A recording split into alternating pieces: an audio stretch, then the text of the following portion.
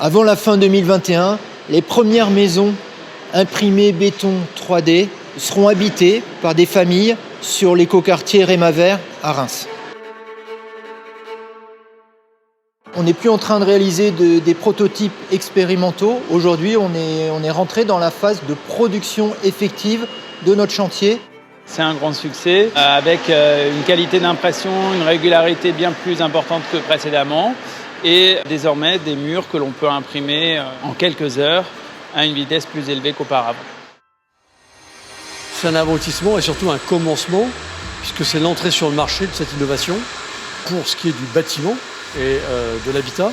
Maintenant, on va pouvoir commencer à réfléchir à comment industrialiser, comment optimiser les coûts, comment travailler de façon de plus en plus efficace. On réduit considérablement, jusqu'à 50 à 60%, la quantité de matière utilisée pour réaliser un mur ou tout autre élément.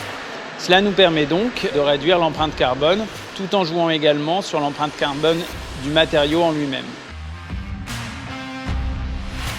Aujourd'hui, on peut dessiner toutes les formes droites ou arrondies, courbes, elliptiques qu'on peut imaginer.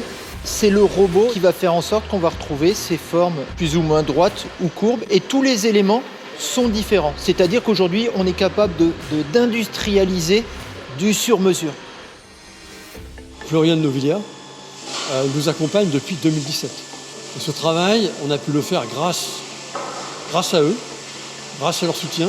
On a multiplié les expérimentations, c'est-à-dire faire des prototypes, faire du travail de bureau d'études, démontrer que notre produit, notre projet est viable, durable, sûr et qualitatif. C'est un sujet qui interpelle énormément pour deux raisons.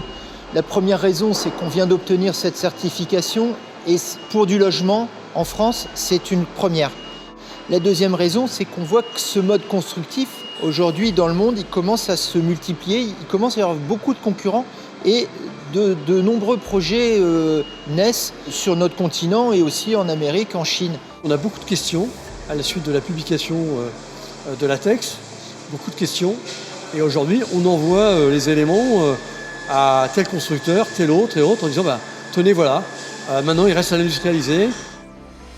La solution est reproductible et elle va pouvoir se développer. On va être en mesure, d'ici quelques mois, de pouvoir reproduire cette réalité sous la forme d'un second projet que Florian Novillia pourrait être à même de développer, mais aussi, parce qu'on l'a souhaité, de voir d'autres projets réalisés et concrétisés par d'autres confrères.